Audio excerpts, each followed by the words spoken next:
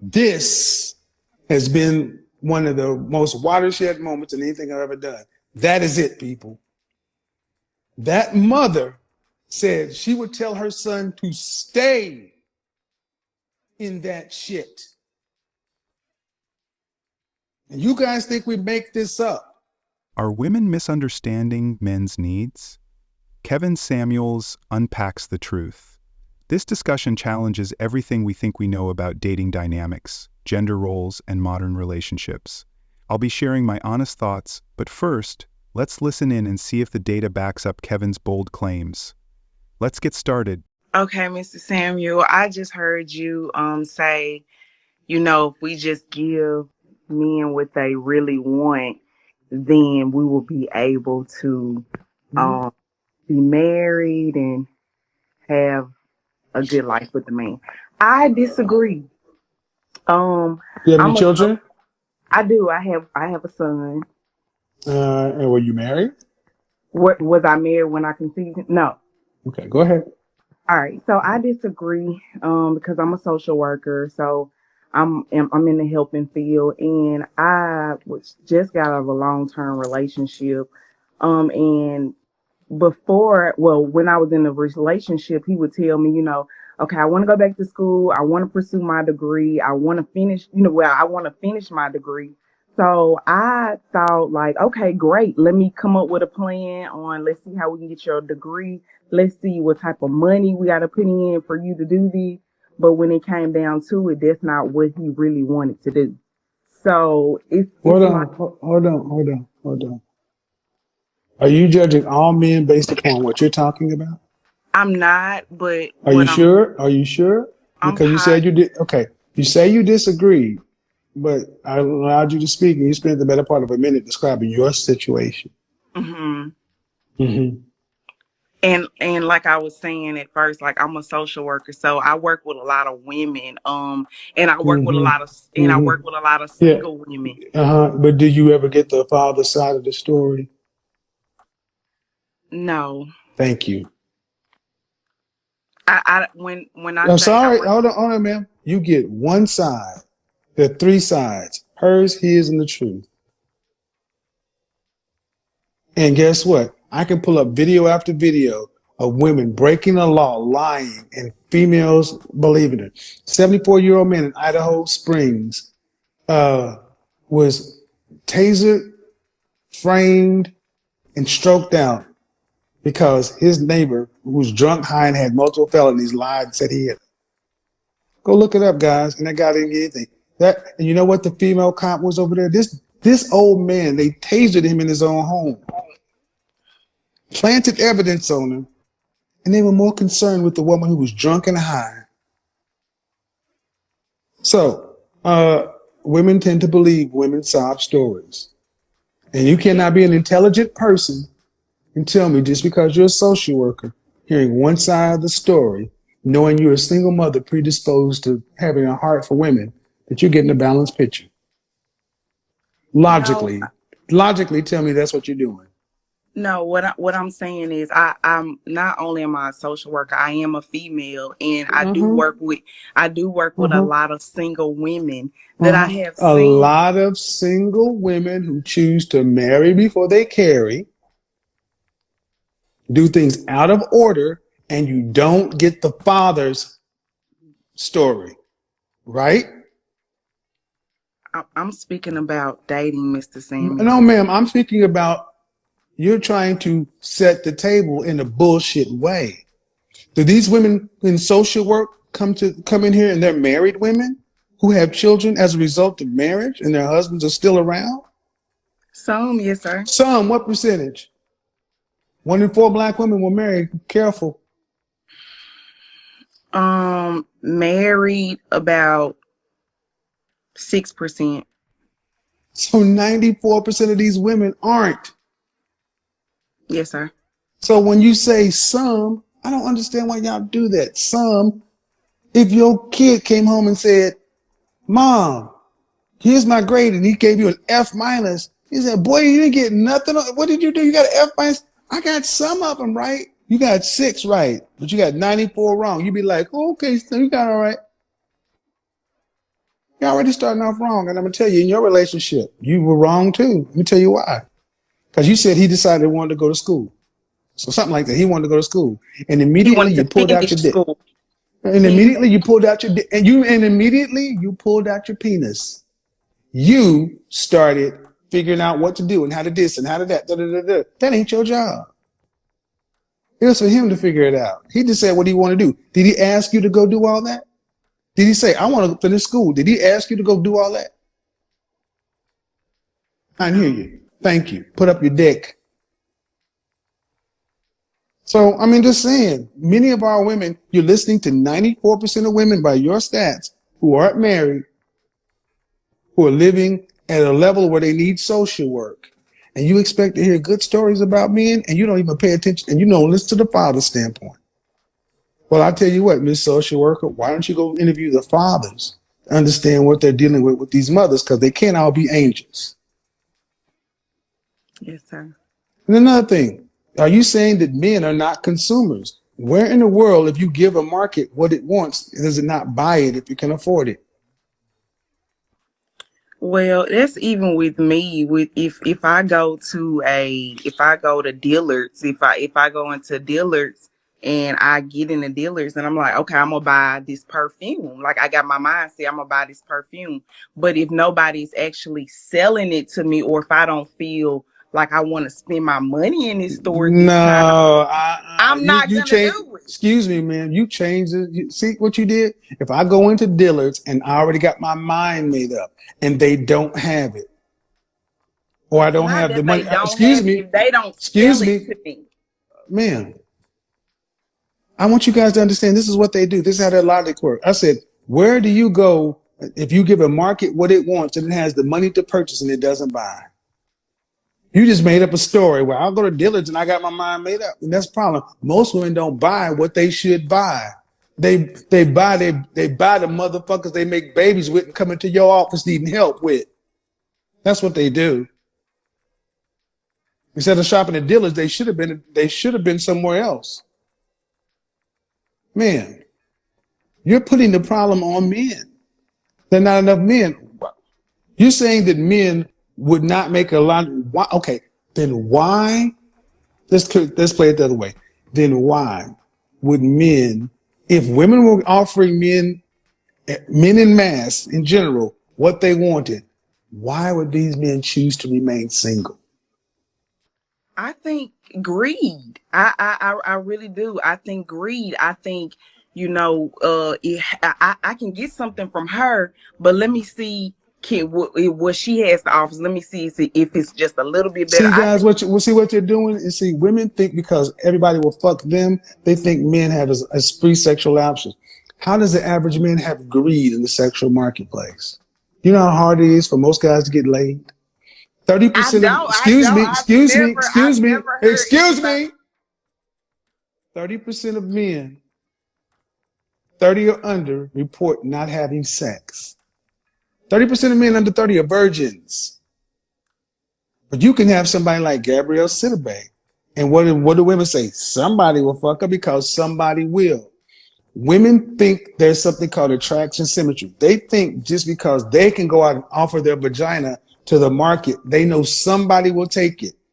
If I walk out and offer my penis to the market, somebody will. But will as many people, how about this? If you go in a room of 100 men and say, I'm clean, I got no diseases, I just want to hook up one night stand, no string, no attachments. Out of 100 men, how many think are going to smash?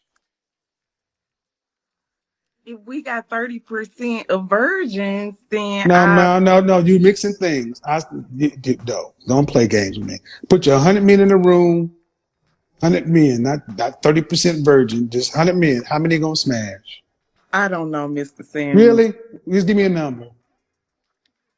Heterosexual men, no. You want to have sex? You clean? How many men you think will smash? Maybe 80. All right. And if I put 100 women in a room with the same kind of man, average man, how many women you think gonna fuck? Maybe 60. Guys, that's the problem. They think, excuse me, look in the comment section. I understand, man. No, when it's over, women think it is easy for men to get sex. As they think it's just as easy for men to get sex as it is for them. Because women only think about, when they talk about the sexual marketplace, you talk about the men you're interested in, not 100% of men. If 60% of men were out here, anyway, so no, that number is high. I would say closer to the best pickup artists, the best pickup artists, the guys who have all the game, who study this stuff, report a 10% close rate. 10. And these are the guys who are the game masters. Okay. So you're saying that if you offered men an opportunity to women were offering men what they wanted, and they didn't have to be in the game anymore, you're saying they would stay in the game because of greed, implying they could get more. Yes, sir. They don't get it, guys. They don't get it. They don't get it. No, ma'am. Ma'am. I just told you that makes no sense. It doesn't make any sense. How can guys, if 30% of men aren't having sex, why would they stay in the market if they were getting what they want from a woman? To gain more. More of what? What are they already getting if they're virgins? We're not talking. We're not going to talk about the 30. No. We're going to talk. No, yes, we are, because they are part of the 100. And see, that's the point. This is so foreign of a concept. No offense, man. I really mean no offense. But your mind can't even wrap your head around the concept. It doesn't even compute with you. It's like, well, I don't want to talk about that because that's so far outside of my. And all the men are like, what are you talking about? That's the real world.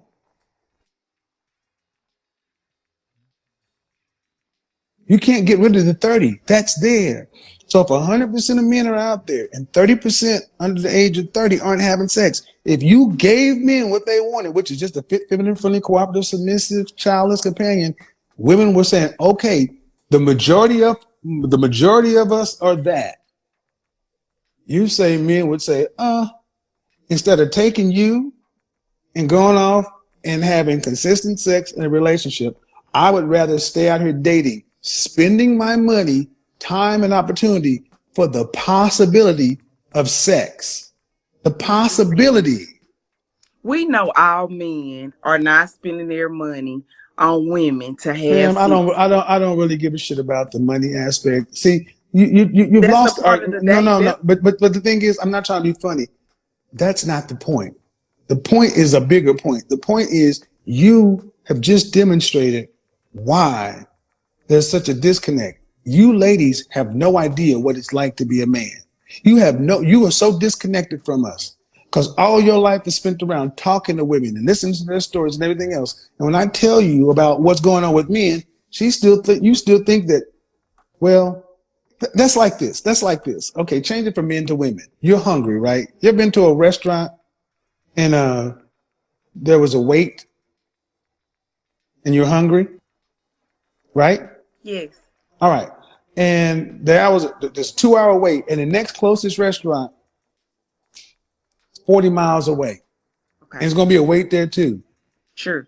You sitting there waiting, and then they come along and say, well, we can sit you and your guest not at your favorite table. We can sit you at this booth, or we can sit you at the bar. And then right now, or you can wait 2 hours. What do you do?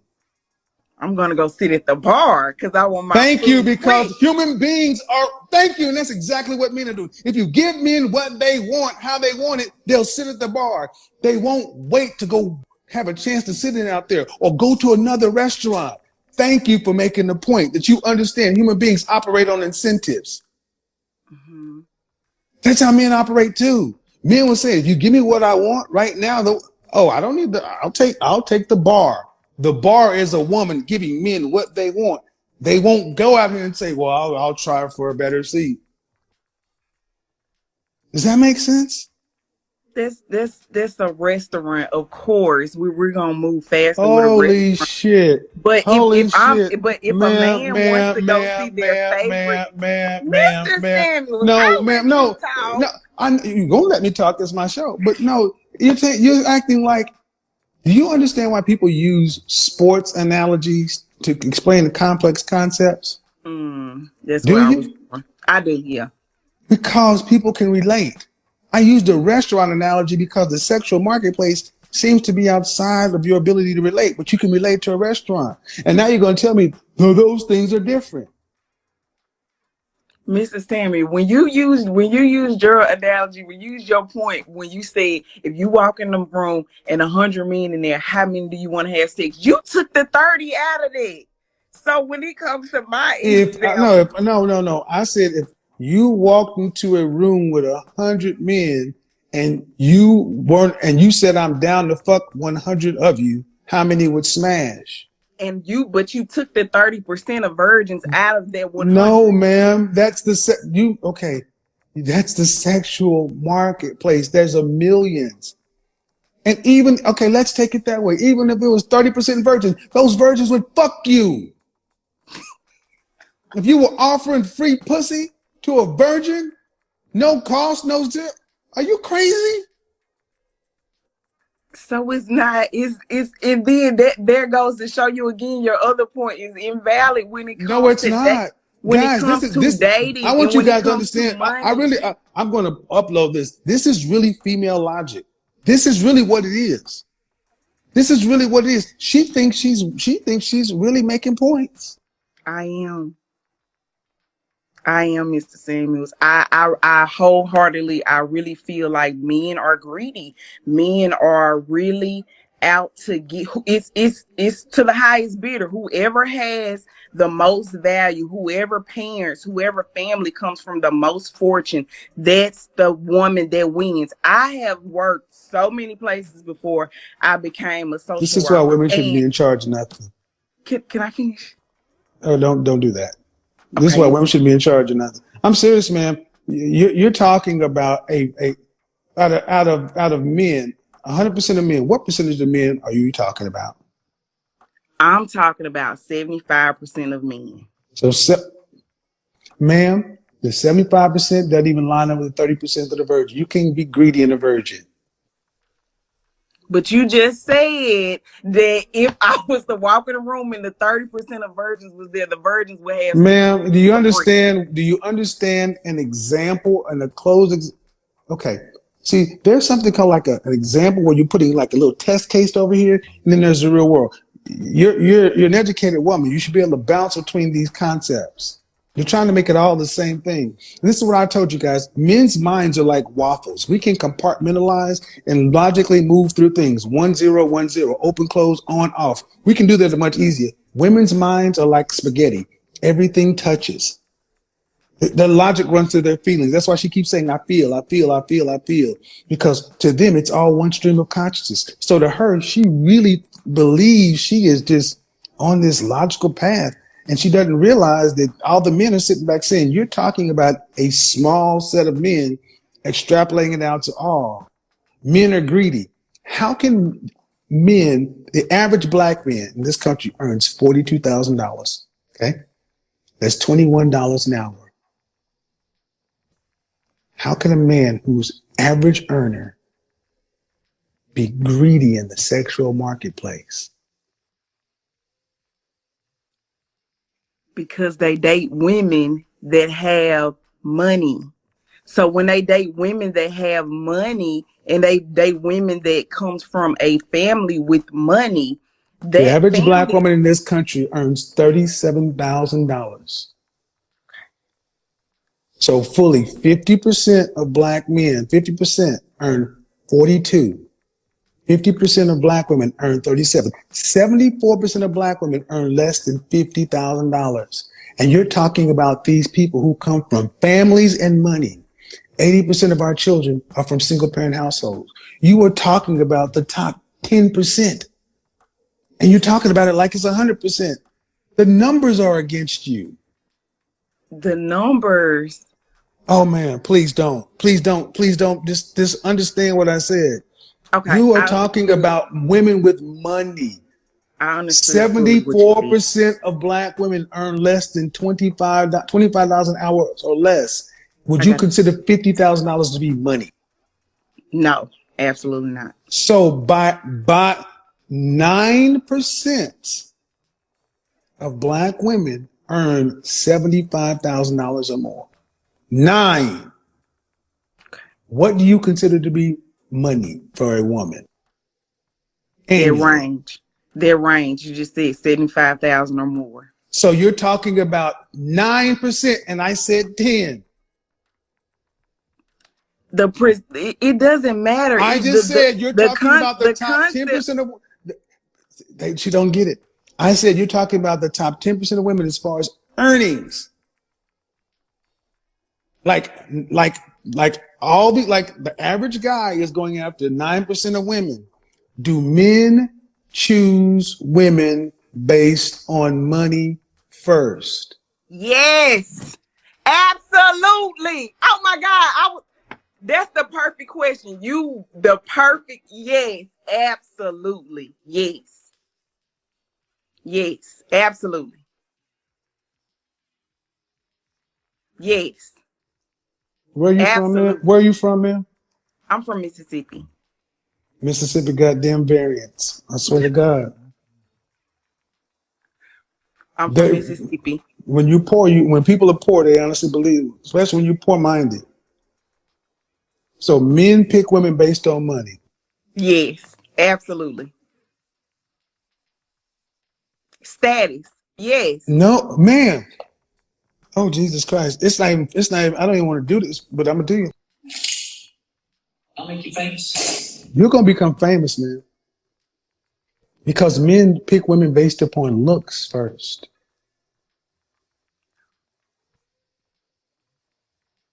In the comment section, gentlemen, man, were you raised with your father?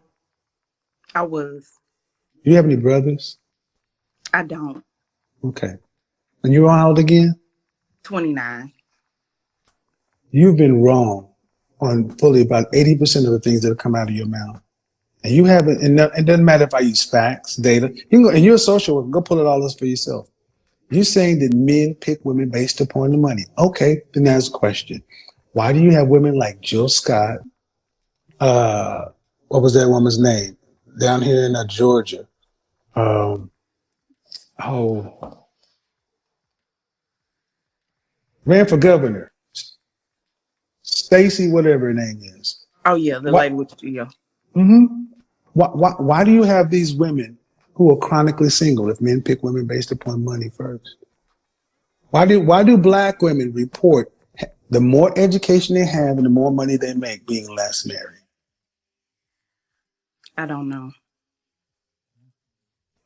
Well, according to what you say, men pick women based upon money first. Yeah. But according to the numbers, they don't. Stacey Abrams, successful woman. She has money. Where's her husband? Gabrielle Sidibe. She had to go get an average looking white dude. Do you want to retract that statement? I don't. I stand on that and I believe that I mean that's just some women. I mean some women that you're not Oprah. Oprah has a man. Oprah's unfucking married. She's not married, but she has money. Exact. Thank you. But she could be married if she No, she wanted. couldn't. No, she couldn't. Oprah could not be married to Stedman if she wanted to. First of all, I move Oprah to the side because Oprah there's a question about something. Man, why? So, what do men choose women based upon? If women choose men based upon money, what do men choose women based upon? Men choose women based upon money. Women pick men off solely off love. Ooh. And this is a social worker, y'all. I mean, I'm to the point to where I don't even want to make any jokes because this is so sad. It's the truth. No, ma'am. You are danger. And you advise other women? I do. Absolutely. Yes. I do. Absolutely. Yes. Man, you really should have said that. Why? It's the truth. I wouldn't lie to you. It's the truth. Because you shouldn't be advising anybody. This woman actually says men pick women based upon money. Then if that's the case, why do women who have PhDs and MBAs and everything else, why aren't they married? Especially in our community. Because we have we got the most educated women, right? Yeah. Okay, why do we have the lowest marital rate? Why Sometimes we get married and we just one in four black women will marry anybody. Not just black men, not just black men. One in four black women will marry in their lifetime. So you can't make it a black man issue. If men it's pick, definitely not like excuse me, you're not going to fucking put this on black men. I will destroy you if you try that shit. I said one, okay, just as long as you don't try that, we can have the conversation, but one in four black women will marry in their lifetime. If we have the most educated, meaning making money and education, then why are they the least married? If men choose women based upon status.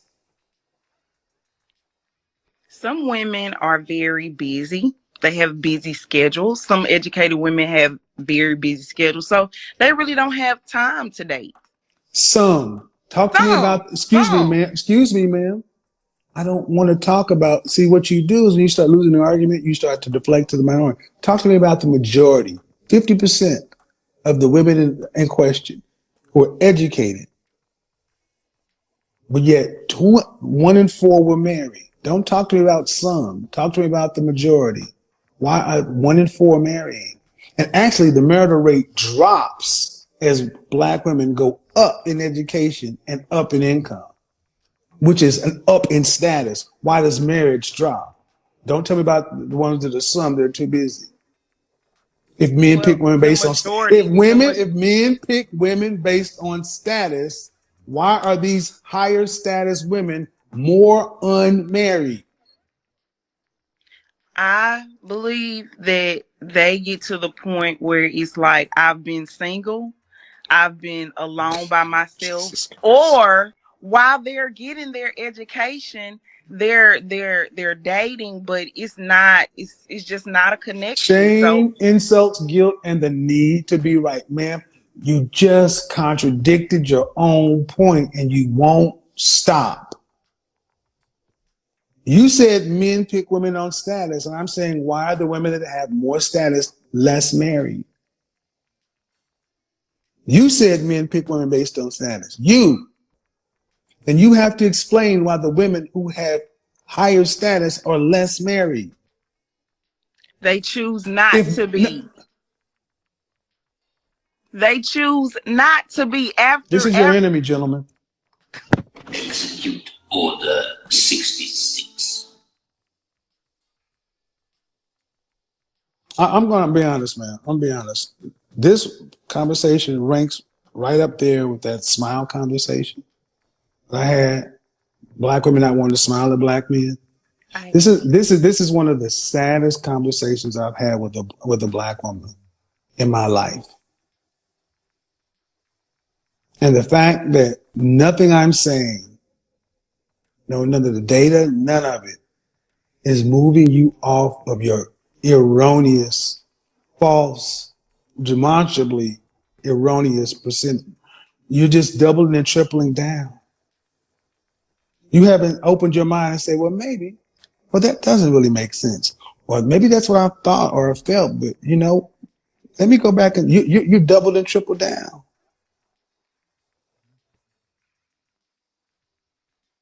Do you have a son or a daughter?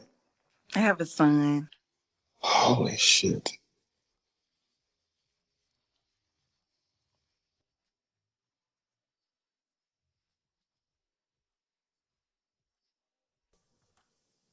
Let me ask you something, okay? And I mean no disrespect. I really don't.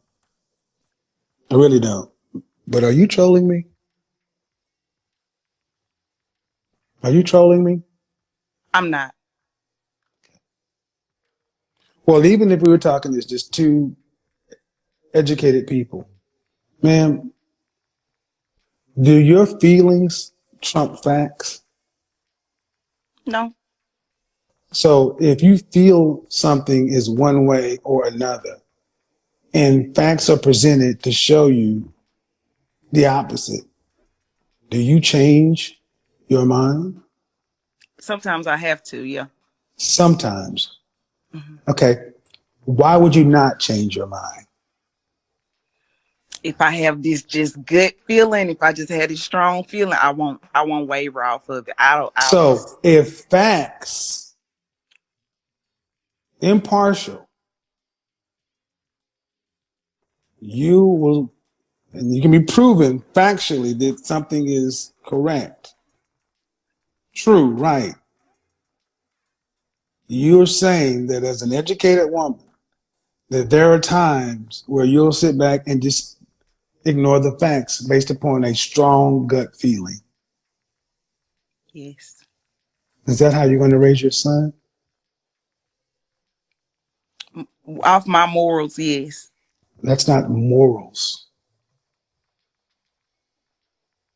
Are you going to raise your son to look at facts that he can verify and prove, scientific method or whatever, and then say, I'm going to go off my strong gut feeling? Is that how you're going to raise your son? Yes. We have another young black statistic, y'all. And I'm serious. People think I hate black women, and I do this to show you the sickness in our community. You really believe this is right. This is, I'm gonna just, I don't even need to say anything else. The world is different for men than for women. Women can get away more with doing things that way. You do realize this is why so many young black men are in jail, because they go off on their feelings based upon their facts. Mm. But then you sit around and turn around to the same group of women talking about black men can't produce. They don't make enough money to provide. But you, ma'am, are the kind of woman that raises a boy to go off of his feelings, his strong gut. How do you think that's going to set your son up to compete with men of other races? I don't know. I haven't thought about that. How old is your son? 12. When the fuck do you think you should start thinking about it? I'm not being funny, man. I'm not trying to talk to you seriously. You're raising a 12-year-old black boy, and you're telling everybody in here that I'll raise him to believe in his gut over things that he can see is true. And you want him to go out into that dangerous world. What's going to protect him if his senses and his logic doesn't? What's supposed to protect him? Morals, values. Feelings are not morals. You keep calling things morals. These are feelings.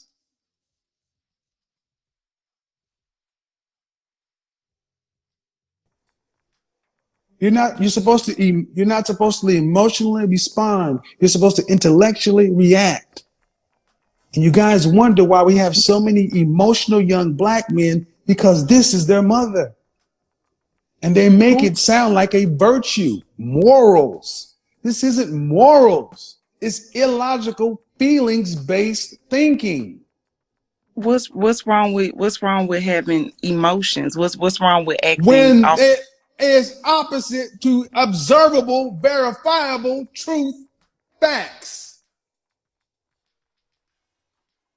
When 2 plus 2 is 4, and you still say, I believe it's 3, because that's my morals.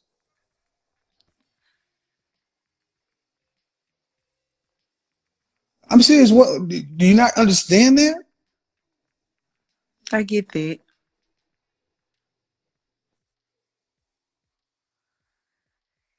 So what's the question? It's no question, Mr. Samuels. I was just listening. No, I'm asking what's the question because you're saying what's wrong with having morals. Man, morals is right or wrong. Facts are prove or disprove. 2 + 2 is 4. What is the right or wrong in that equation?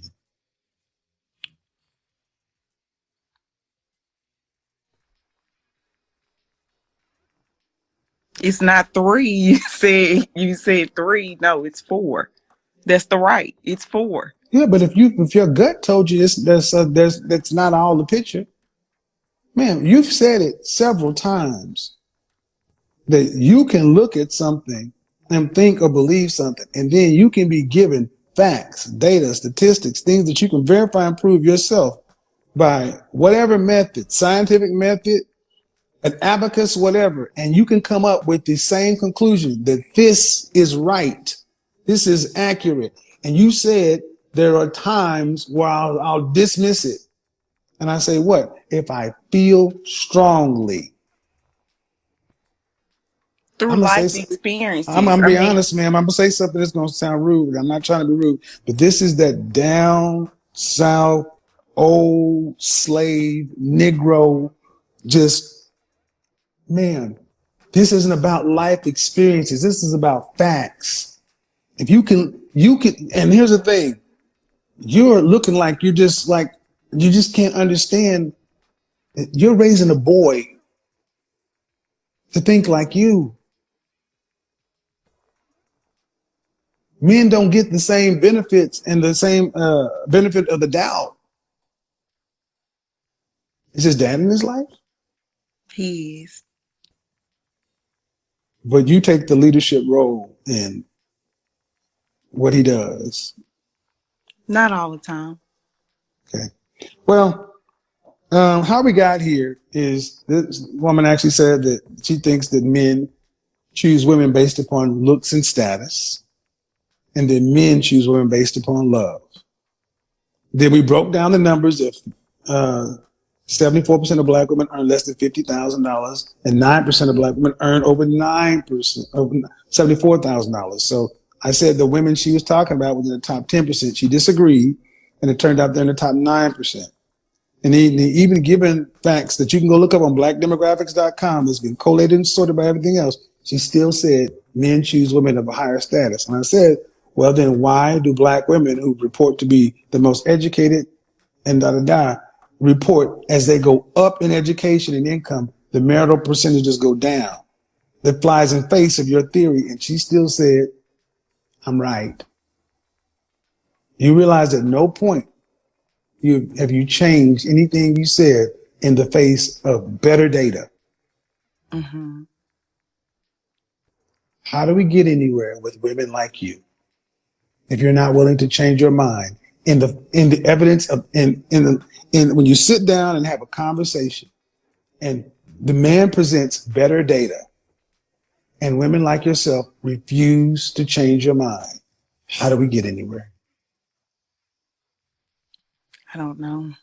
I'm gonna stand on that. That's what I believe.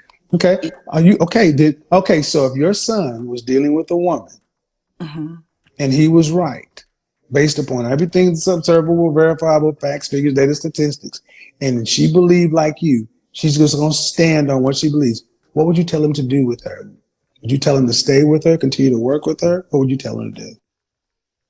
I would tell him to, if he feels like he want to stay, then continue to work with her. But if he can't, he feel like he couldn't get through to her and she wasn't Well, being. no, ma'am. There's no getting through. You've already tried, and she says, "I'm going to stand on it like you're doing." If she was Mhm. taking your stance, what would you tell your son to do with her? If he didn't want to be with her anymore, I would tell No, him. it has nothing to do with want to be with her. This is a matter of somebody has to lead, somebody has to follow. Choices have to be made. See, she's trying to deflect because she doesn't want to say the truth. If she's going to stand, You're at an impasse. He's over here, she's over there. A decision has to be made. She's not going to be budged. She's not going to budge. She's not cooperating. She's not Because she agreeing. doesn't agree. She doesn't agree, and she doesn't agree based upon her feelings.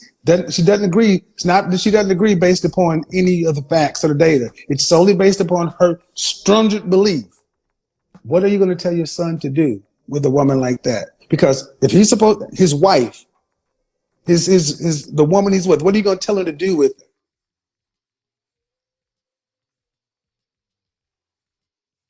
This is wife. What? Are you going, his girlfriend, before he becomes his wife? See, what do you tell your son to do with a woman that will not follow his lead, will not change her mind based upon anything that's verifiable and provable? If it's only she makes decisions based primarily on her feelings, what do you tell your son to do? Do you tell him to stay or do you tell him to leave her? Stay. Why?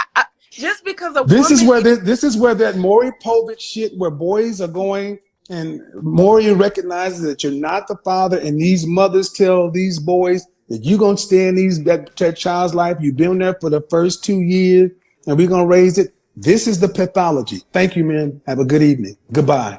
Goodbye. If there's one thing this discussion between Kevin Samuels and the social worker has made clear, it's that the divide between male and female perspectives in modern relationships is wider than many of us realize.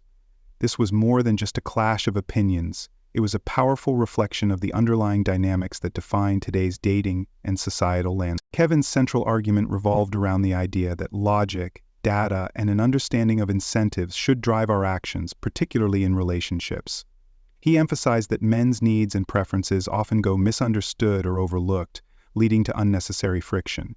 One particularly impactful moment was his analogy about choosing the bar over a table at a busy restaurant.